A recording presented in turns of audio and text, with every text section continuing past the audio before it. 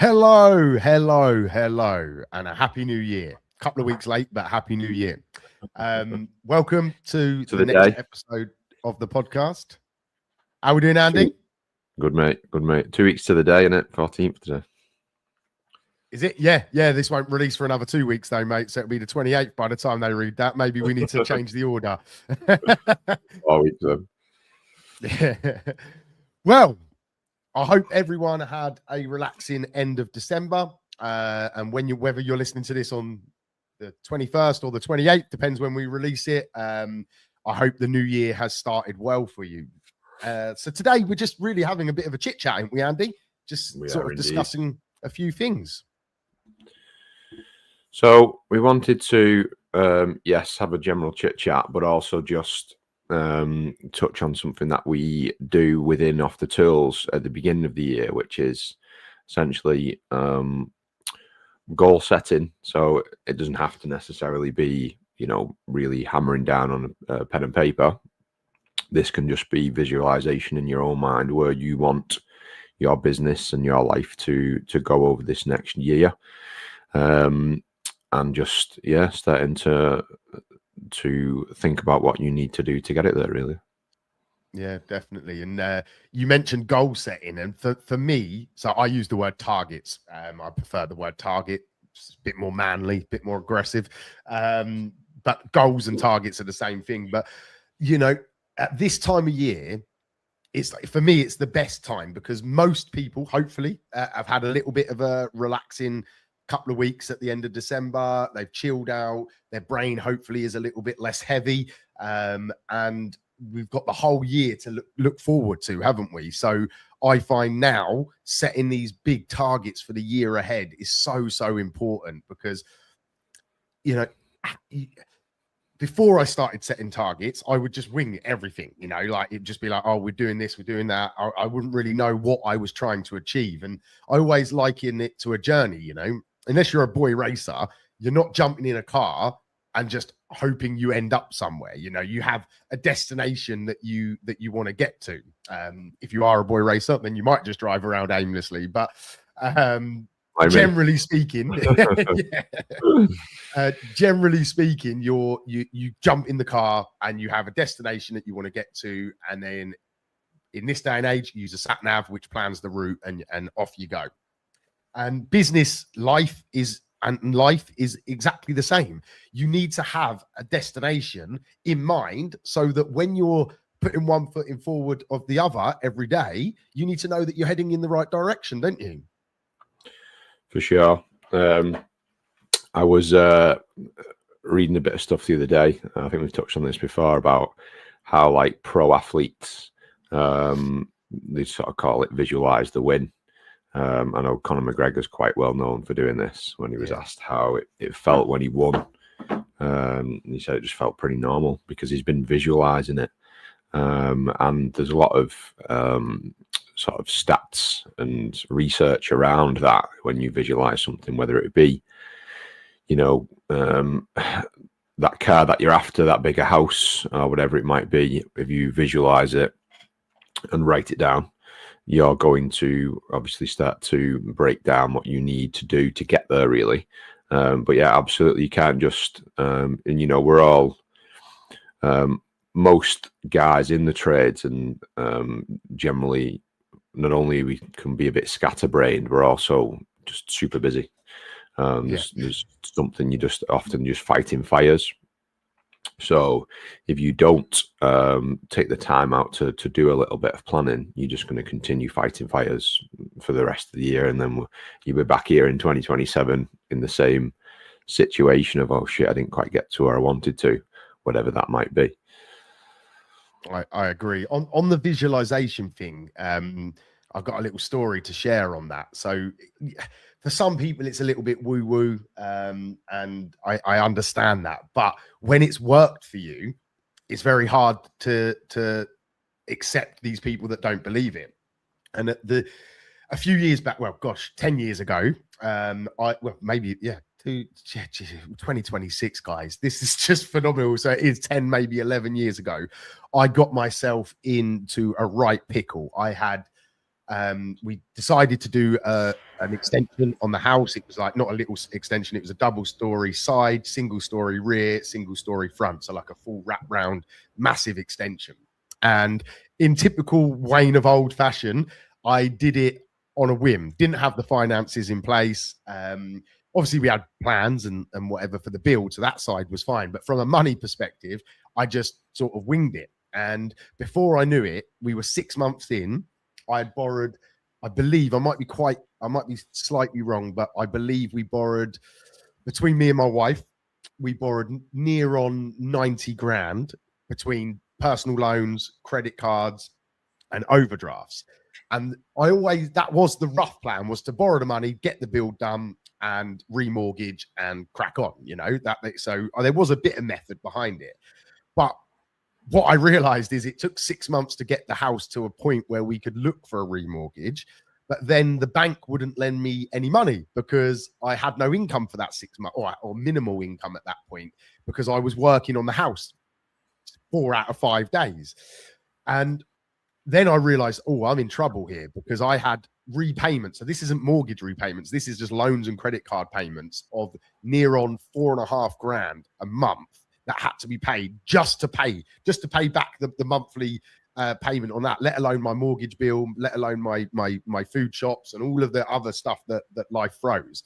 And I read a book, I think it was Tony Robbins, and I can't remember which one. He's got a few books, and it talked about visualization. So what I decided to do was I made up some moody checks on Word that were Barclays checks, and I had the amount £4,637 or whatever it was, and I printed them off, cut them up. I had one stuck on the visor in the van, I had one stuck in my notebook, I had one stuck in my office, so that every day I would see that number, and it would prompt me to work a bit harder and to find that money. And for 12 months, it took me 12 months. So we were 6 months in. So I'd had 6 months of paying it. Then from the visualization, I had 12 months because the bank needed the next year's accounts, and that was just what it was. I never missed a single payment. I made that money every single month, and still went on holiday and still did stuff as well. So we did really, really well. And then obviously I got the remortgage. I still remember the day I was in my dad's back garden when the money finally hit. Anyone that's self-employed knows that getting a mortgage it can be a bit difficult because they don't trust us as much as a PAYE job. And anyway, I made the payments. Obviously the next week I've got rid of the checks and whatever. Guess what? That month was the worst month financially we had. I didn't earn enough money. Obviously, I didn't need to earn the same amount of money. But my point is that by having it in front of me and visualizing the fact that I had to pay it, and I kept seeing this check for this amount of money, and I hit it. And ever since then, I've used it as a tool. So when I really, really want something, I make sure that it's planned out, that I get prompts for it as well, because if you set a target today and then never think about it again, it's a waste of fucking time, isn't it? So it's got to be in an environment that you see it. So printing stuff off and sticking it on the wall, putting stuff in the van so you're seeing these targets is so important. And what ultimately is the biggest importance is having accountability to it. So those lads that are in the Off the Tools Alliance, we have weekly meetings. Every single week we go live on a call, twice if you're in Excel. On top of that, every quarter we do a debrief of the 3 months before, where we look at our targets, we reset, and we start again and set new ones if they need to be adjusted. So there's a constant reminder of what you're trying to achieve, and it works. There's no getting away from it, is there? Now, as we said before, as a tradesman, your default mode is just get your head down and carry on working, because it's just that's your baseline, isn't it? And that's the easy thing to do. It's generally harder for us as tradesmen to sit down with that pen and paper and start doing things like planning. It's just easier just to get your head down and go and crack on, fitting that new boiler or rewiring that house, whatever you're doing. So that's why you've got to push outside of your comfort zone. And that's why we have the structuring off the tools, isn't it? To make sure that, we're there every single week, to not only reach out, obviously, if we're having issues if the lads are having issues trying to figure out the best way to reach those goals, but also make sure that there is the accountability to ensure that you're constantly doing those little bits and you're not just getting back in the trenches and doing it. And like you say, this time of year is vital to do it, and people are generally, like you said, they've had that time off over Christmas and the head's probably been moving a little bit forward. I thought, actually, I'm not quite where I'm at. A big one as well with that is with probably the most common topic that we speak about is with the pricing.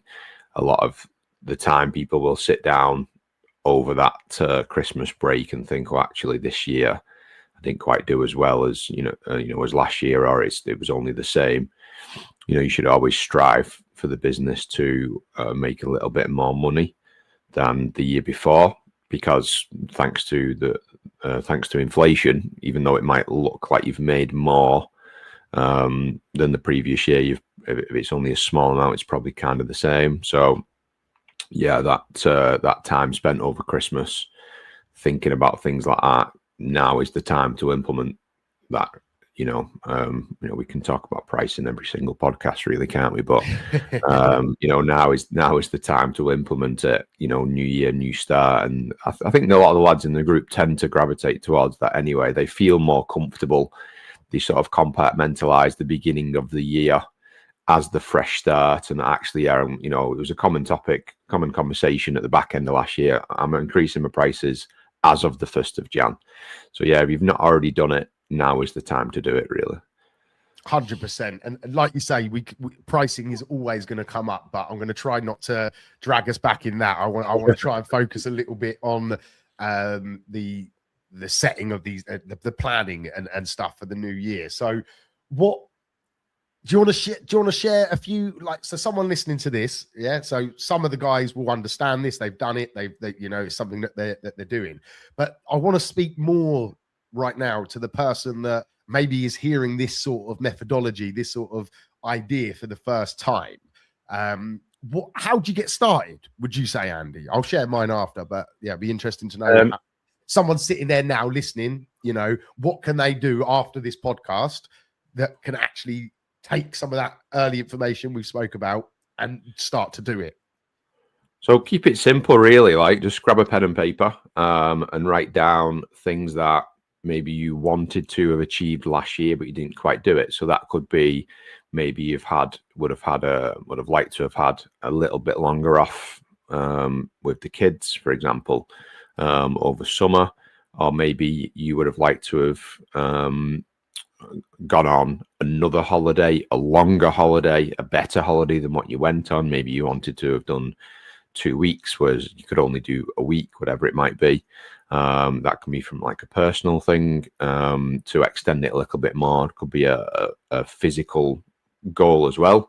So it could be that you wanted to start getting into running, or get better at running, or improve your physique, drop some body fat, start something that challenges you a little bit. So for anyone who's interested, I have literally just started jiu-jitsu. I've wanted to start it for a long time. So because he likes to hug men. Do you like to? There's anything wrong with that? But do you like to? It's an odd one to enjoy. Rolling around on the floor with another man as someone who's, I might get cancelled for this, but a very, very heterosexual man. But yeah, it's unique. But funny enough, I was chatting to someone about this the other day. I'm going to go on a little bit of a tangent. As we're all, most of us as trades are a little bit neurodiverse, and I was talking to someone whose son is a teenager, and a young teenager, and he's struggles with ADHD and his own emotions, and he's been thinking about doing, now me and you both did, so you did kickboxing, I did Muay Thai for quite a few years, and jiu-jitsu is unique and it's different, and I've researched it for a long time but never actually started it until now. Jiu-jitsu is funny because they say it's the battleground of the nerds, so to speak, because yeah, I've heard that. You don't have to be tough to do jiu-jitsu, but if you can hyper focus on it, you can do really well. And I think a lot of us as tradesmen, as engineers, as people with ADHD can do well because it's a bit of a switch off of the brain. Whereas with Thai, you have to be able to be tough. You have to be able to take a beating and give a beating and accept that you're going to probably end up being black and blue and maybe have a cut or two as well. Whereas with jiu-jitsu, you have to be focused on the technique, planning a little bit ahead, stuff that a lot of us are good at as tradesmen. So yeah, just a little bit of a tangent there of, if you've been meaning to do something for a while, get it done, because it can often clear that headspace when you've had a shit day at work, whatever it might be. It doesn't have to be a martial art. It can be going out for a run. Me and you both like running as well. That's something that I've found helps to clear that brain. So what that can actually help with, if you go and do something like that, that's probably just after doing something like that is probably the best time to sit down with that pen and paper that we've just spoke about.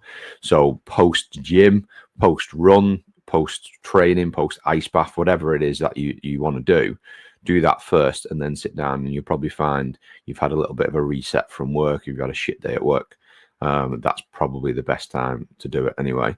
But yeah, so work goals, personal goals, physical goals, and then obviously the obvious one being work/business goals. So just where you want to get to. So we've spoke about a lot of stuff on previous podcasts about moving your business forward. I think this is probably going to drop at a good point following those podcasts to sort of extract from those previous episodes which bits you have in your own head of where you want to move forward, whether that's getting another engineer, getting someone in the office, getting better software that frees up, your time. Because a lot of it's intrinsic as well, isn't it? You know what I mean? People might say, oh, well, the thing I want moving forward is I want a bit more time in the evening to spend with my kids, because I'm trying to pinch an hour here and then I've got to sit down and do invoicing. So I'll just get some software. We've done a whole episode on it. We spoke about things like ServiceMate and Sales Lion and Quotium. By getting some software, you're going to basically buy your time back by doing it. So just things like that, write that down. And if you're struggling on how to implement it, when you've got this big list of things that you want to achieve, then if you're struggling, just reach out to me or Wayne, and we can advise. If you're saying I'm spending way too long quoting, well, you need a good quoting software that's pre-built, that you just need to put the customer's name in and send it out. We spoke a little bit on the webinar last night, because we've got the webinar coming up, which will be, what is it, about 2 weeks after this drops? Yes, let me just quickly check the exact date. I think so the next one is on quoting and using Quotient, and that is scheduled for the 10th of February at 7 p.m. Yeah, so about 2 weeks after this episode drops, we're doing the next webinar on Quotient. So we was chatting about that last night. People saying quoting is often a big sticking point, and through using that, and then again just having the conversations with me and Wayne, we can help you to work towards not having to physically quote anymore. So yeah, just for a bit of clarity on that, we do not do any physical quoting in our business. We've pivoted it. We're in 2026 now. Everybody has a smartphone. Everybody can be on the phone to, whether it's you or the person if you have someone in the office, and you can ask them those simple questions. Is your fuse board a modern one? Is it a white painted modern one, or is it an old black one with the pull-out fuses? So, right, well, you need a new board, and we'll send you a price for it. Is your you need a new boiler? Is it in the kitchen, or is it upstairs? Is it, is the flue go out the wall, or does it go up? Things like that. So you can get enough information to do that. So yeah, without going too much into that, essentially it's about the planning is generally about buying your time or generating more revenue or doing things that you feel you wanted to do last year which you couldn't. And a lot of that comes then down to it's a problem that needs a solution, really, isn't it? Yeah. So if you didn't have enough time with the kids, well, why not? What was taking up all your time? Stopping doing that. Oh, it's, well, you know, I'm spending too long quoting as we've just used as so yeah, that's it. But it starts with writing it all down and setting those goals of what you wanted to achieve last year but you didn't, and then you can sort of reverse engineer it, can't you, to actually, well, you know, point number one is time, point number two is money, point number two might be, you know, I'm not reached the physical, I'm not in the physical condition that I would like to be. A lot of it really crosses over with this, but it comes back to time generally, doesn't it? You know what I mean? You've not got enough time. No, you circled back brilliantly there, because I was going to get my fishing rod to reel you back in, but you circled back into it. Lovely there, mate.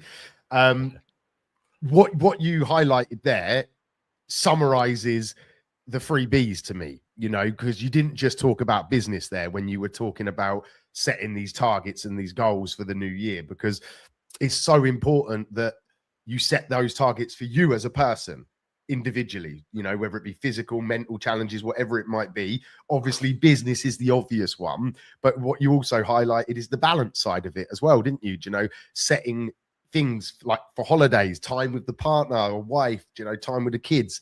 It all plays part of the ecosystem. So it's very, very important that you take the same focus that you're going to take after this on the business, but you also apply it to your body and the balance side. And on top of all of that, there is a free tool that is available. So if you are in the school app, which is free, there's a training on this, which is titled the Kickstarter, I believe, and you'll get a little workbook that you can print off, and it will help you break down these targets for the year ahead. And guide you along the way. So make sure that if you're not already in the school app, the link will be somewhere around this video, wherever you're watching it, whether it be on Facebook or on Spotify or wherever it is. I'll make sure the link's in there. So please make sure you make use of that, because it will help you along the way. On a more sort of personal note, should we talk a little bit about our ambitions for the year, like in our heating, in our trades businesses? Yeah, go for it. Yeah, I'll start. So this year, the biggest main objective for me is to get my son qualified and out in the world. So he's due to hopefully sit his exams around springtime, which will make him on paper obviously qualified. But as we all know, you know, especially the heating engineers, but it's the same in any trade, having a qualification is one thing, you know, actually knowing the job and being able to deal with customers and deal with situations as they arise is another. So the first quarter of this year, which is January, February and March, I'm really trying to double down on making sure that I'm tuning him in so that when he is qualified, he can obviously get out in the world, start earning some decent money and take lead in the business. So that's like my number one target, is to make sure that happens. Secondly, in the business, I want to increase my service plans. So I've got refocused and set some more targets and built some automations and really going to double down on increasing the service plan numbers in the business, because it just builds secure, as you know, I don't need to preach to you, Andy, you know the importance of that. So those are my sort of main two for the business. For the balance side of things, towards the end of the year last year, I definitely slipped up on the phone. I was quite strict during the middle of the year, but towards the end of the year, I was being on the phone a bit too much when I shouldn't be working and should be engaged with the family. So that's sort of my main priority, is to make sure that when I'm in zone, so obviously right now I'm working, so I'm focused on that. When I'm at home, I need to be focused on that. So that's my main target for that, and to make sure I get 3 holidays this year as a minimum. And then body is, so I've never really done much weight training, but that is going to be a main focus this year, is to I don't want to get like big. I just want to reduce my body fat, and I want to be more muscular. I've never had a decent physique, you know. So as I'm creeping towards 40, not quite there. I'm 39 in February, so I will be entering into the 40th cycle of the sun. So I want to sit here this time next year in the best shape of my life. And doing weights, I think, as a man is very, very important. It's something that I've always neglected, and the more off the tools I got over the years, the less physical obviously, lifting boilers, carrying muck, rubbish, all that stuff, it keeps you in fairly decent sort of trim. But yeah, so for body, that's the main target, is to sit here this time next year as I approach to be 40 and be like, I'm in the best shape that I've been, which I won't lie, the bar is not massively high. I've never been in top shape, but when I was doing kickboxing, I think I weighed in at 86.7, I think was the lowest I got. I was in a size 34, I think, jeans. And I just felt really, really good, so I want to try and surpass that. I'm currently at 99 kilograms, so quite a bit to do, but I know what needs to be done. I know the discipline that I need to apply. Yeah, typically started the year with a cold. You might have seen me blow my nose a couple of times. I've tried to mute it when I've done it. So it's delayed my training a little bit because I needed to just recover from this cold. But yeah, that's really my main objectives for the year. What about yourself, Andy? You know me, I've got a few. Physically, I'll start with. So obviously I've started jiu-jitsu. I also want to, I'm going to get back into weightlifting. For the last few years, most of my focus has been on HIIT training and running. I used to be in really good shape when I was, I would say, late 20s, about 26, 27. All I did was lift weights and eat. And you know what it's like when you're that age, you're indestructible, aren't you? So just lift weights and eat, lift weights and eat. And I was about 96 kilos with abs. I'm about the same weight now, not with abs. But ironically, much physically fitter. I can run like fuck now, but with the jiu-jitsu, the strength will be beneficial. So to try and the plan is to get back into that, and it's kind of interconnected. You look at most lads who do jiu-jitsu, they will do a degree of strength training because it kind of goes hand in hand. First of all, though, I've got the marathon, so I'm doing the Manchester Marathon in April. So my training needs to be focused on that for the next couple of months. So I'll probably get lighter before I get heavier and just run. Yeah.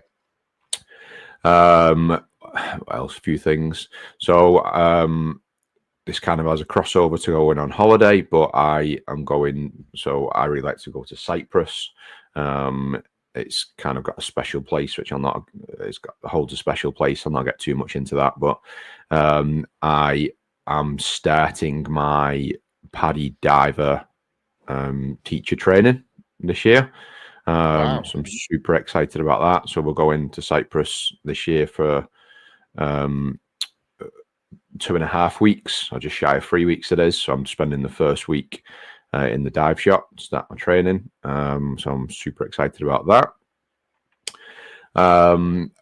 Business wise, so we've basically just hit 3 years trading now. So we've really started to gather that momentum.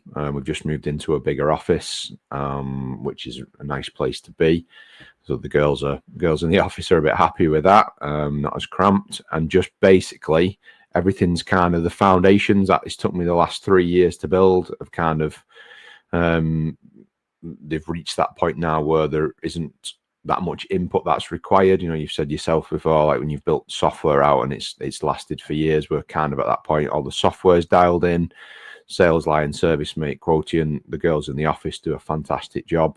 And now it's just going to be a case of just grow the team. And then obviously everybody who's listened before knows how big I am on service plans.